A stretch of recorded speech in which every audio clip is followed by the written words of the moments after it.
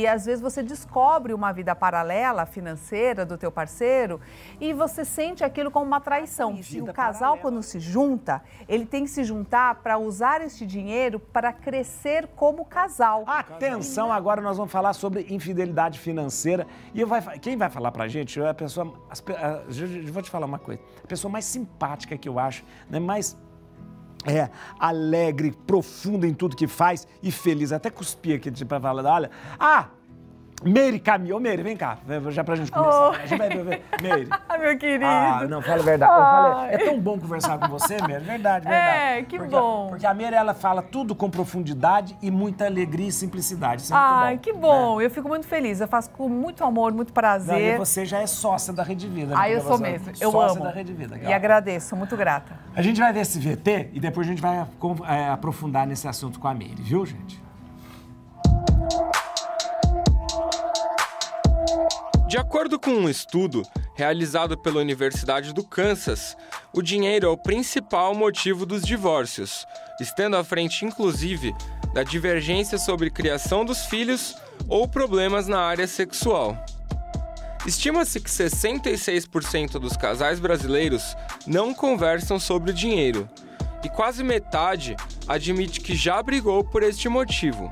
As dinâmicas de relacionamento variam de casal para casal. Enquanto alguns gostam de dividir os mínimos detalhes de suas vidas, outros valorizam uma certa independência e preferem não compartilhar tudo com o parceiro. O problema acontece quando os segredos entre o casal envolvem as finanças. Nesse cenário, o risco de cometer a chamada infidelidade financeira aumenta substancialmente. Ser infiel financeiramente nada mais é do que não ser totalmente honesto com o parceiro em relação às finanças. Por exemplo, esconder dívidas, mascarar gastos ou até mesmo não revelar investimentos são ações que se enquadram nessa categoria. Imagine uma situação em que recém-casados lutam para equilibrar as contas para montar uma casa, mas um dos dois continua gastando além das possibilidades, escondendo as compras que faz do parceiro. Isso é infidelidade financeira. Também se enquadra no conceito de ter investimentos ou uma reserva de emergência e propositalmente não revelar ao parceiro por algum motivo. A longo prazo, essa situação pode prejudicar o relacionamento como um todo. No papo de hoje, você saberá como a infidelidade financeira impacta na vida dos casais e como evitá-la. Confira! Gente, a gente vai conversar com a Meire. Eu acho fantástico. Olha o currículo da Meire. Psicóloga, teóloga, palestrante. Olha aqui, palestrante, psicólogo, mestre em administração de empresas, consultora organizacional, docente MBA de gestão de pessoas, desenvolve palestras motivacionais, treinamento diferenciado, aliando, olha que interessante, a arte, mágica, teatro e psicologia. A única frustração minha, Meire, é que você nunca fez mágica junto aqui. É verdade, né, Joaquim? Eu já falei, eu era mágico, eu gostava de fazer mágica, um monte de coisa. Agora, gente, a Meire é tão boa nesse negócio de mágica, que vocês lembram quando tinha Mr. M? O pessoal não sabia o que era. M era de Meire. O pessoal não sabia. Ninguém sabia. Mr. M, ninguém sabia, era de Meire. Agora o meu segredo foi revelado. Agora foi revelado. Meire, esse negócio de infidelidade financeira é uma coisa séria. Às vezes parece brincadeira, mas é sério, né? Sim, muito sério. Porque isso pode pegar no outro, né? Vamos dizer assim. Uma dívida que você faz, por exemplo, se eu começo a fazer uma dívida lá no meu cartão de crédito, não fala pro marido ou não fala pra namorada, aquela dívida vai pro parceiro. Da mesma forma que, às vezes, você descobre uma vida paralela financeira do teu parceiro e você sente aquilo como uma traição. Vida paralela, olha, a mesma... às vezes a vida paralela pode ser com outro parceiro, tipo uma infidelidade conjugal. Isso. Mas a infidelidade financeira... Dos segredos, né? É mais ou menos a mesma coisa. Do tipo, você não confia em mim. Entende? E usa de mentiras também, porque... Claro, é uma mentira. Muita mentira, né? Muita e uma mentira. omissão. Então, assim, mas isso, padre, ele é uma consequência, isso é um sintoma de algo que vem muito antes. Então, por exemplo, nós aqui no Brasil, nós temos alguns tabus. 3 grandes tabus, que a gente... Tabu é tudo que você não fala. Não fala, Dinheiro, a gente não fala sobre dinheiro, a gente não fala sobre sexo e a gente não fala sobre morte. E aí todos os problemas acontecem por causa dessas coisas. Exato, porque nós não falamos e não amadurecemos. Então, o dinheiro, primeiro, ele é uma função da maturidade. É só adulto que sabe lidar com dinheiro. Só que, como nós não falamos sobre isso, nós não amadurecemos psicologicamente sobre este tema. E não educa também a criança para mexer com dinheiro. E tudo que você não olha, você não amadurece.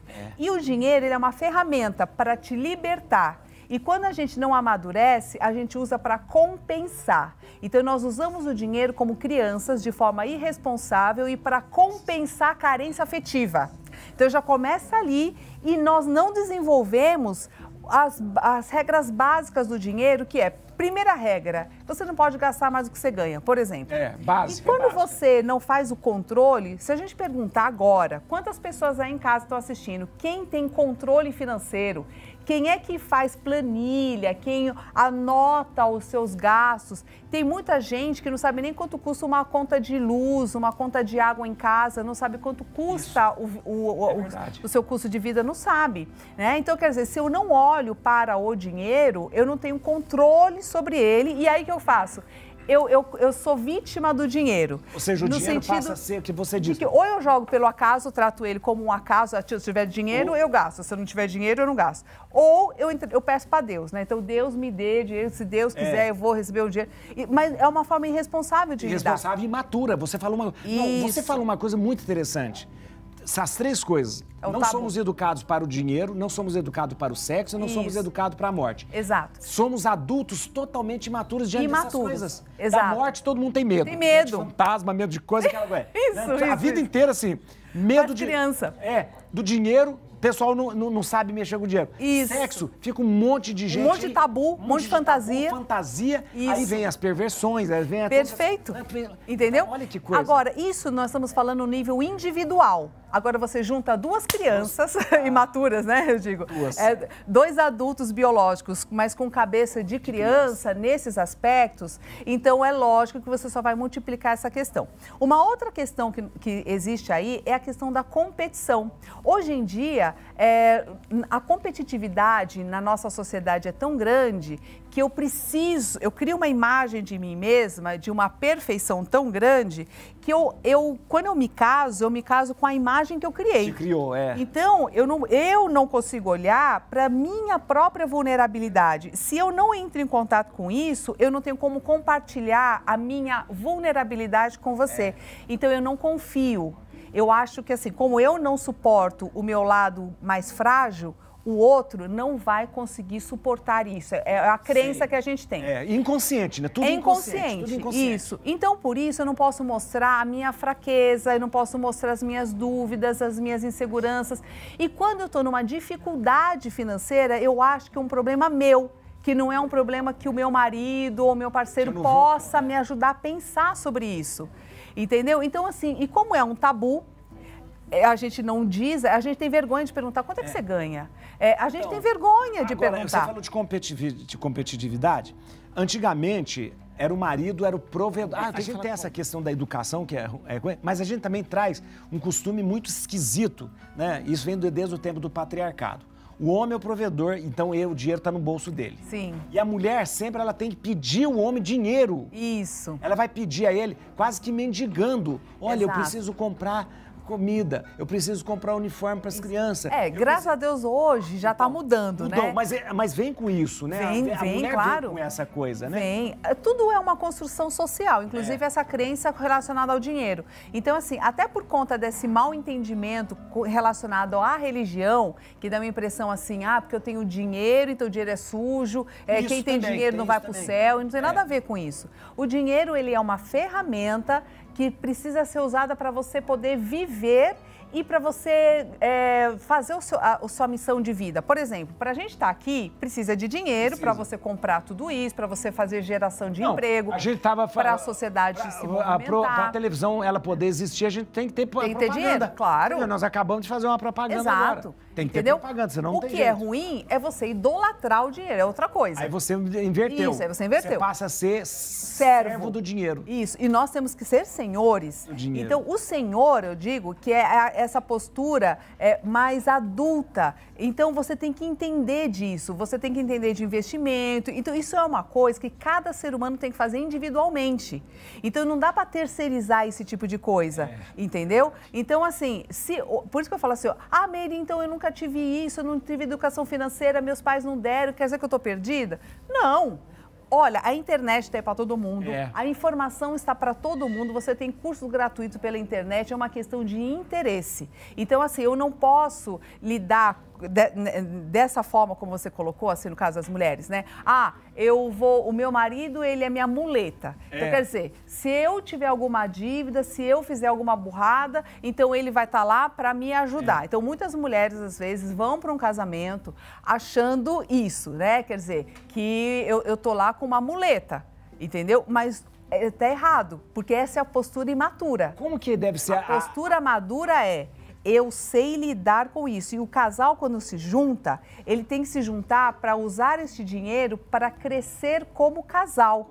E não para ficar um achando que o outro vai segurar a barra a hora que eu capengar. Você percebe que a crença é diferente. Eu usar o outro como um suporte ou eu estar junto com o outro para a gente fazer algo muito melhor nessa vida. Como que deve ser a vida financeira melhor.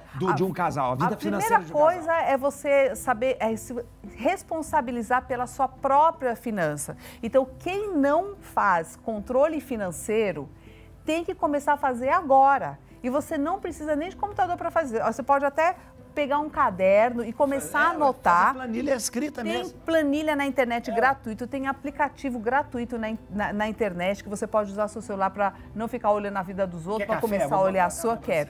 Você tem que se empoderar disso, como eu falei. Isso mesmo. Por quê? Isso que é açúcar também? Não. Porque senão você acaba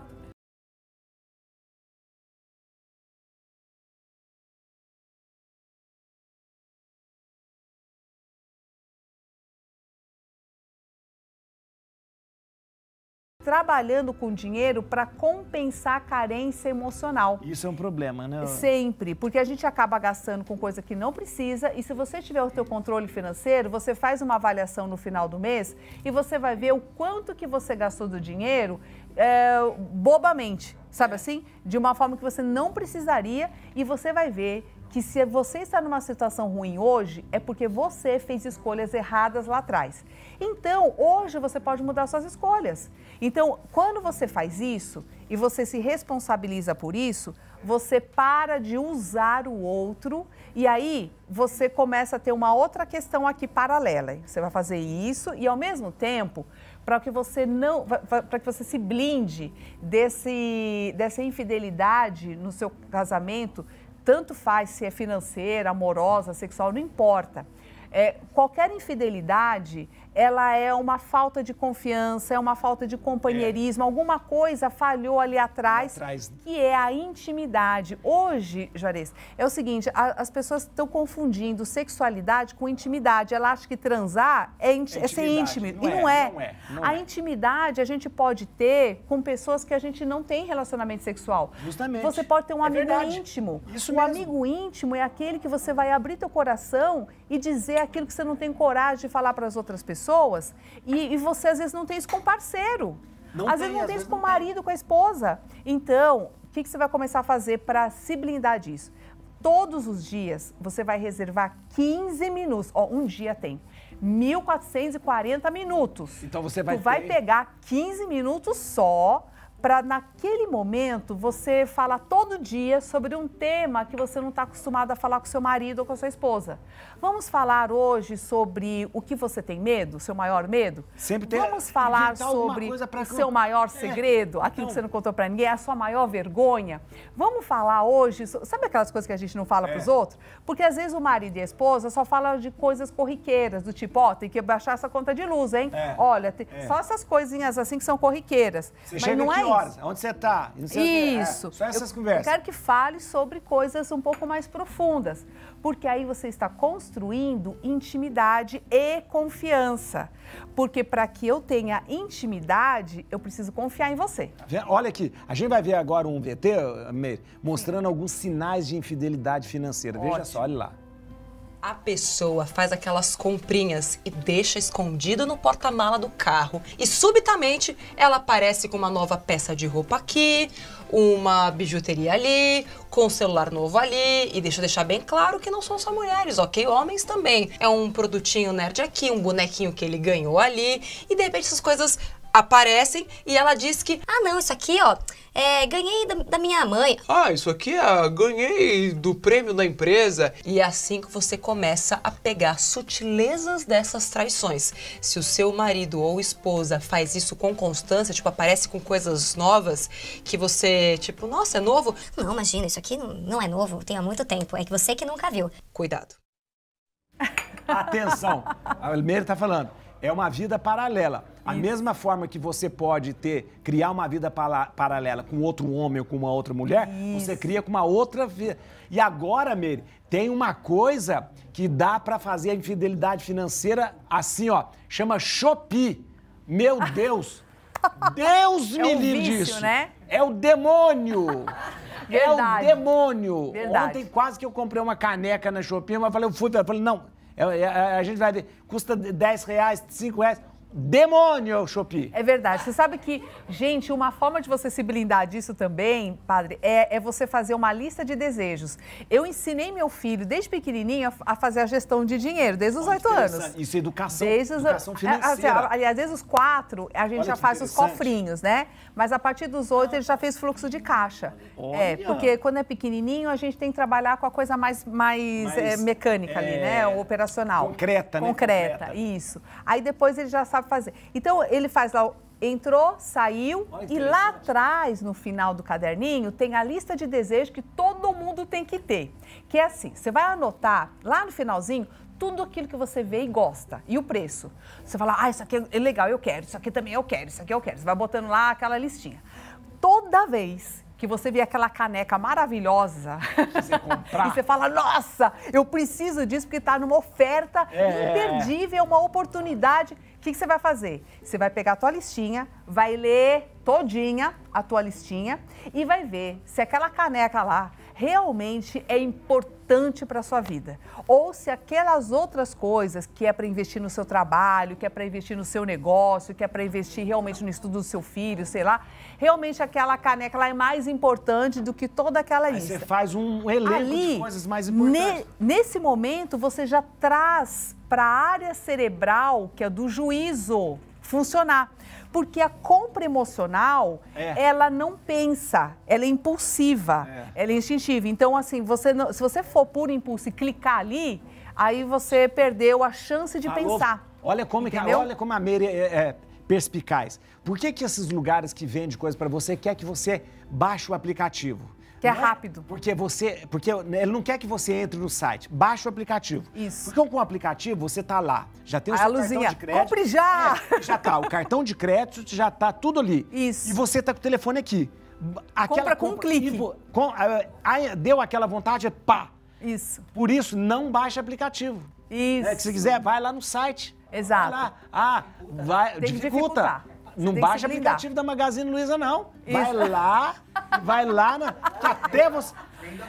Nem da Shopee. Isso. Não é da Shopee. Porque até você, isso que a Meire tá falando. Tem que dar tempo de até pensar. você ir lá no computador. Isso. Você falou, mãe, que bobagem. Mas o que aconteceu comigo? Exato. Então, por isso que é importante o tal do autoconhecimento. Quando você conhece o seu gatilho, você vai começar a perceber por que eu tive vontade de comprar aquilo. Eu estava querendo compensar o quê? O quê? A mesma coisa funciona para finanças e funciona, por exemplo, para comida, que a gente também usa a comida para compensação emocional. Olha que coisa. Entendeu? É tudo o mesmo mecanismo, é tudo a mesma área cerebral, não é outra.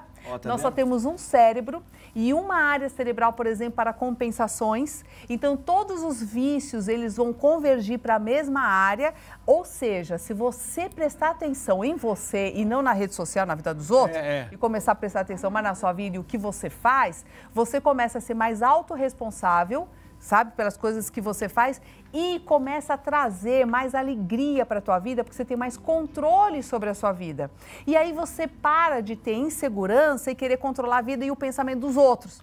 Entendeu? Então, assim, às vezes a gente sofre muito, padre, porque a gente quer controlar as pessoas à nossa volta. Verdade, Mas a gente tem tanto trabalho pra gente fazer com a gente mesmo, entendeu? Então, assim, só pra... A gente tem tanta coisa pra fazer com a gente e não faz com a gente, quer fazer com os outros. Isso. E aí, por exemplo, nessa coisa de você esconder a compra, você faz a compra e deixa no carro, como foi o caso da moça falando, né? Quer dizer, por que eu não falo pro meu marido ou pra minha esposa que eu comprei aquele equipamento? Tem medo? Porque é o medo da bronca do outro. Ou seja, a gente começa a achar que o outro não é responsável pelas contas. Então, por exemplo, se eu acho que você não é responsável pelas contas, você não pode fazer nenhuma compra e contar pra mim.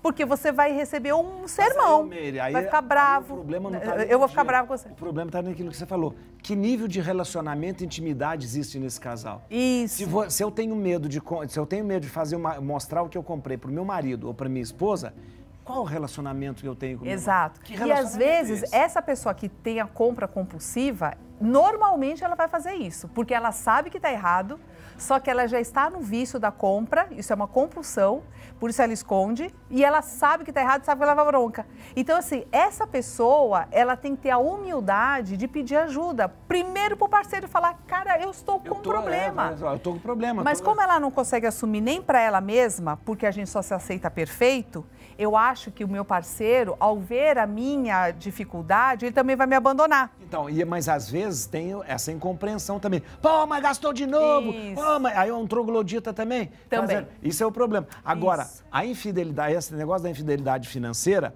ela é séria, gente, porque isso pode levar... ela pode levar a separação. Sim. Né? Você viu, as estatísticas mostram que o problema... 60% é finanças, né? É finança. E de repente, e é muito estranho quando o casal lida com dinheiro. Eu estava dizendo para você, como se fosse assim, ó, esse é o meu dinheiro, esse é o seu dinheiro. Isso. Peraí, quando você trabalha assim, nesse nível, muito separado, você está trabalhando no nível do sintoma. Ou seja, é como se eu tivesse uma dor de cabeça e ficasse tomando toda hora um remedinho só para tirar a dor de cabeça. Eu não estou trabalhando a causa, eu estou trabalhando o sintoma.